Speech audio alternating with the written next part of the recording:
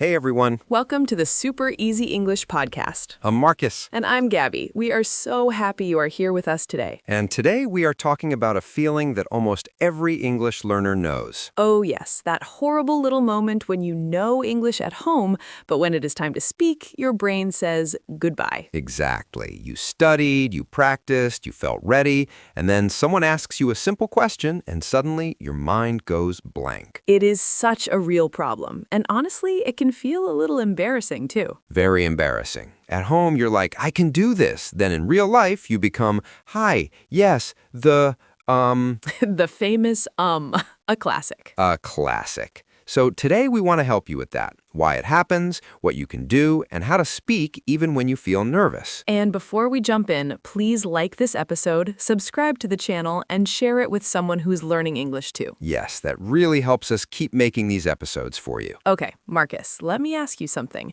Have you ever known exactly what you wanted to say in English and then lost it at the worst moment? Oh, absolutely. I remember ordering coffee while traveling, and in my head, I had a full sentence, a beautiful sentence, very organized. Wow, fancy. Very fancy. But when the barista looked at me, I just said, coffee, please, hot.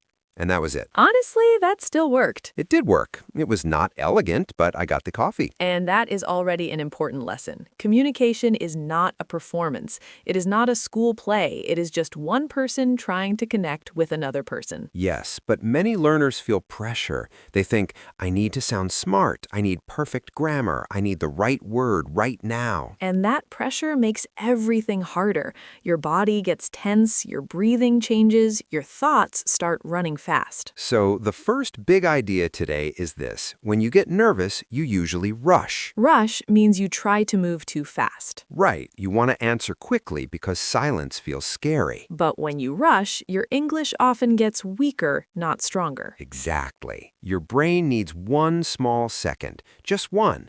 So instead of rushing, take a breath. A real breath, not the tiny, scared breath. A calm breath. Yes. If someone asks, how was your weekend? You do not have to answer in half a second. You can pause, smile, breathe, and then speak. That tiny pause can save you. It really can. People do this in their first language too.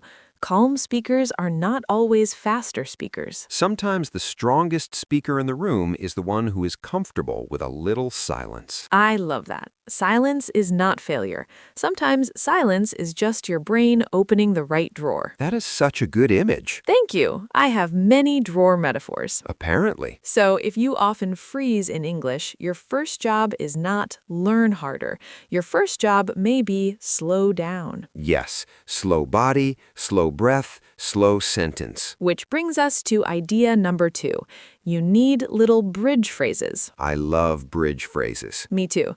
They help you move from panic to speaking. A bridge phrase is a short expression that gives you time. For example, let me think, or 1 second, or how do I say? Another great one is, can you repeat that, please? Yes, that one is powerful because sometimes you're not actually blank, you just didn't catch the question clearly. Exactly, and there's no shame in that. Not at all.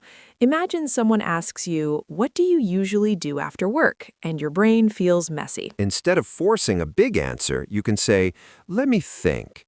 After work, I usually go home and make dinner. Perfect. Simple, real, human. And the phrase, let me think, buys you time. Buy time means create a little space for yourself. It's like putting a small chair under a shaky table. That's a very specific image, Marcus. But you understand it. I do. The table is your confidence. Exactly. So now we have 2 things already. Breathe and use bridge phrases. And number 3 may be my favorite. Keep your sentences small. Yes, this changes everything. A lot of learners freeze because they try to build a huge sentence. They want one perfect sentence with the right tense, the right vocabulary, the right pronunciation, the right everything. Which is a lot to carry. Too much, especially in a real conversation. So instead, make your message smaller. If someone says, tell me about your city, you do not need a long speech. You can say, it's busy, but I like it. The food is great.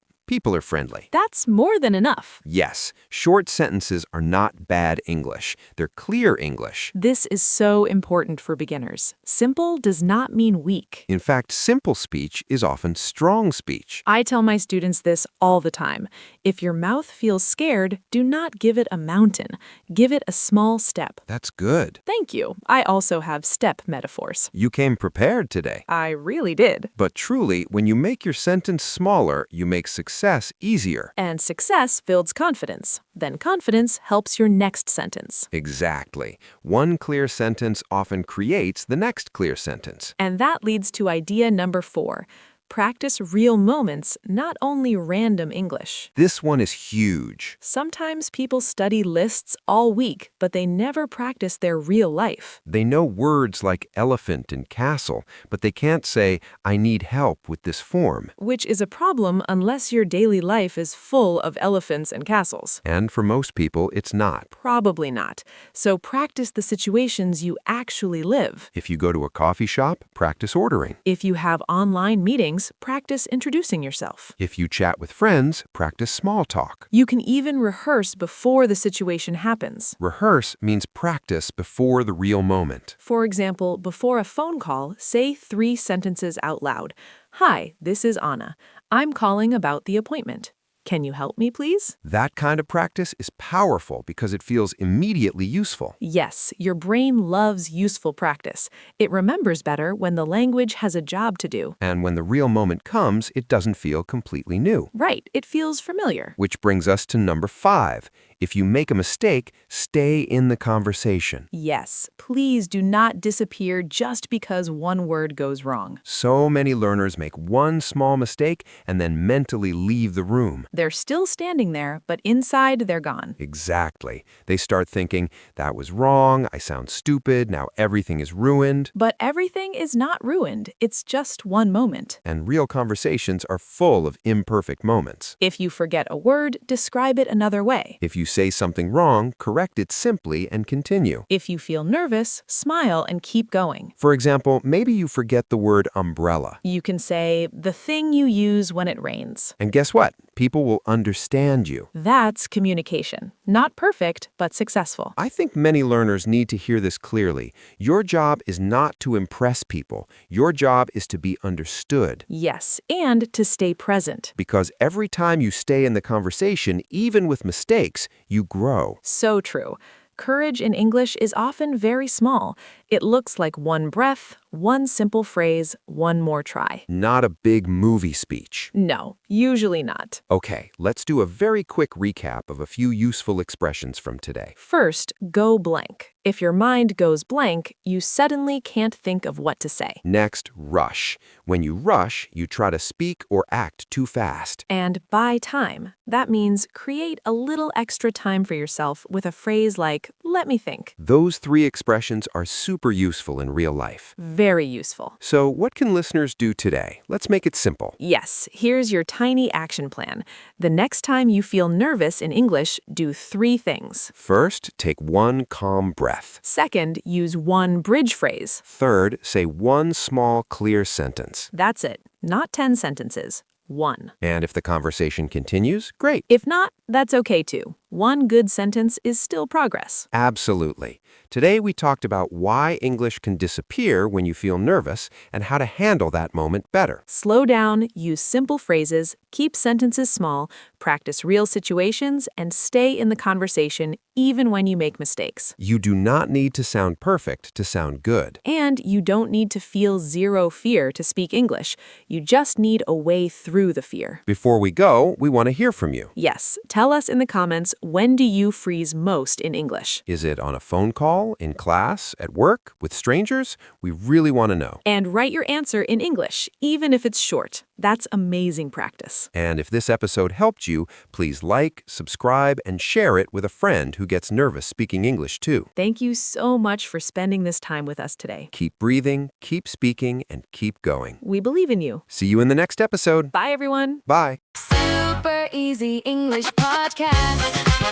Hey, thanks for listening to the Super Easy English Podcast. See you on the next episode.